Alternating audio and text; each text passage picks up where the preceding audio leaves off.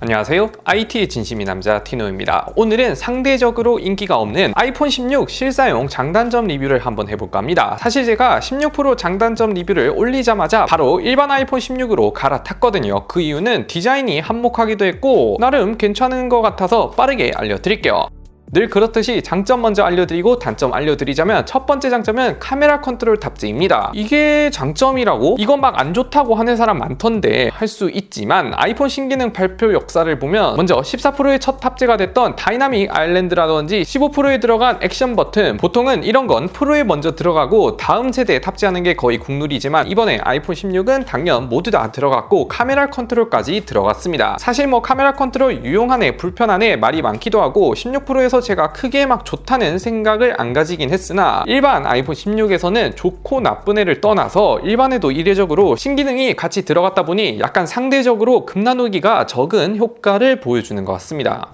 두 번째는 프로와 동급의 스피커 성능입니다. 제가 16 프로에서 장점으로 꼽았던 게 내장 스피커가 거의 아이폰 11 이후로 5년 만에 한층 더 업그레이드가 됐다고 말씀드렸는데 이건 다행이라 해야 되나? 일반 아이폰 16도 똑같이 적용이 되었습니다. 그래서 프로와 완전히 비슷한 음질을 들려줍니다.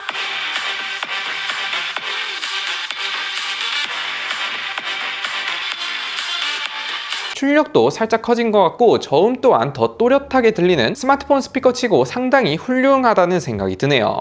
세 번째는 3나노 2세대 공정 칩셋인데 아이폰 16은 사실상 성능이 2세대에 점프했다 봐도 무방한 게 전작 일반 아이폰 15는 A16 칩셋을 탑재했으나 이번에 3나노 2세대에 공정이 적용된 A18 칩셋이 들어갔죠. 그렇다 보니 긱벤치 점수로 보면 아이폰 15가 싱글 2500점대, 멀티코어가 6300점대인 걸 생각하면 일반 아이폰 16은 싱글이 3300점대, 멀티코어가 8200점대로 전작과 비교해보면 싱글은 무려 30% 정도 상승했고 멀티코어도 대략 30% 정도 상승한 퍼포먼스를 보여줍니다. A18 프로가 탑재된 16 프로와 비교해봐도 그렇게 큰 성능 차이도 없고 무엇보다 램 용량도 일반 최초로 8기가까지 들어갔다 보니 16 프로나 15 프로에 지원하는 애플 AI 내년에 한국어로 지원이 가능합니다. 결론은 성능은 아이폰 13 시리즈 이후로 4년 만에 급 나누기가 줄어든 것 같아요.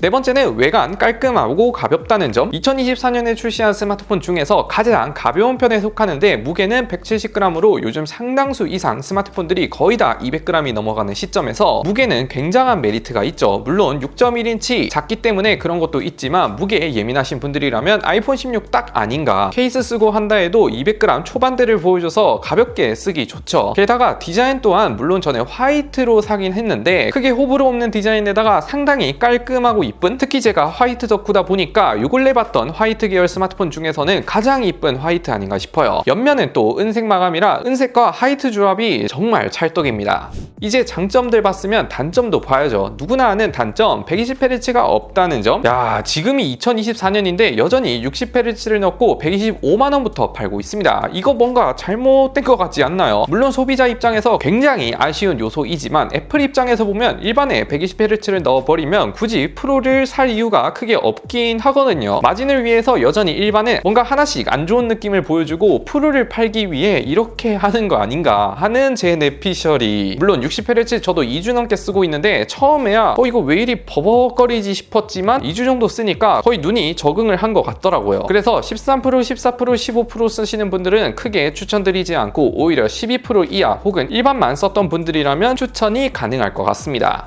두 번째 단점은 AOD가 빠졌습니다. 사실 패널 자체가 LTPO 패널이 아니라 LTPS 패널이 들어갔다 보니까 최저 1Hz까지 내릴 수가 없어서 AOD 뭐 어떻게 반강제적으로 넣는다 치면 배터리 소모가 프로보다 더 클 수밖에 없긴 합니다. 패널에 한계가 있다 보니 이건 더더욱 안 넣어주는 거겠죠. 그런데 이게 14 프로에 처음 들어갔는데 아이폰 16에는 여전히 빠졌다는 사실이 좀 그렇긴 합니다. 물론 AOD가 일부 여성분들은 거울 대용으로 쓸 수 없으니까 일부러 꺼서 쓴다고 하는데 저는 여성이 아니니까 단점으로 꼽을게요.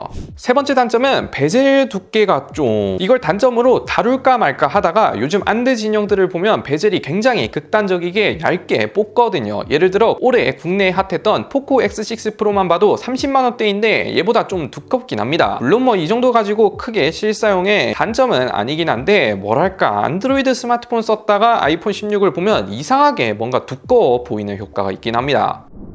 이렇게 아이폰 16 2주간 실사용 장단점 리뷰를 해봤는데 그냥 요약하자면 60Hz 빼고 다 봐줄만 하다. 오히려 60Hz를 제외하면 전작보다 급 나누기가 줄었다고 볼 수 있는데 60Hz가 너무 크리티컬하죠. 그래서 아마 고민이 많으실 것 같아요. 예를 들어 아이폰 12 프로, 13 프로 쓰시는 분들은 충분히 바꿀만 하긴 한데 14 프로 썼다가 바꾸는 건 좀 말리고 싶긴 합니다. 아무튼 좀 더 써보고 다양한 리뷰 빠르게 알려드리기 전에 고정 댓글에 에어팟 구독자 이벤트 많은 참여 부탁드립니다. 끝!